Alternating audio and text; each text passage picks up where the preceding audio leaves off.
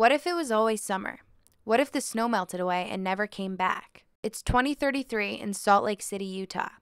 Global warming has caused an endless summer, and today's youth is the first generation born to never see the snowfall, ever. The only knowledge they have of the snow is what they hear from their parents. This feature film, Chasing Winter, is a story about adventure and growing up in a world our parents never imagined. Luke and Jess are 15-year-old twins, and their dad is a former Olympic snowboarder. Their father, Jim, is constantly reminiscing about his glory days and all that he accomplished. Luke, inspired by his dad's achievements, wishes to prove himself and step outside his father's shadow. Luke and Jess may be twins, but couldn't be more different.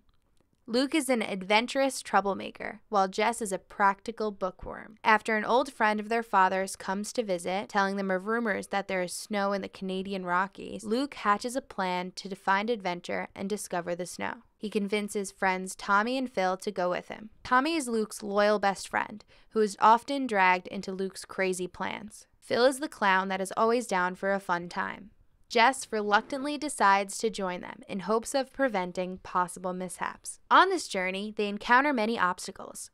They need to jump a train, cross the Canadian border by canoe, and finally reach Mount Robson, but not without experiencing a lifetime of adventure, meeting amazing characters, and making a harrowing trek through the Canadian forest. This is their time, a time to grow, to discover things about themselves and each other they never knew. Will they find snow? Only if they find the true meaning of their journey. This coming-of-age adventure reminds us of classics such as Stand By Me and E.T., and more contemporary adventure films like Super 8. This is a story of kids who are figuring out who they are, learning the importance of friends and family, and discovering what growing up is all about.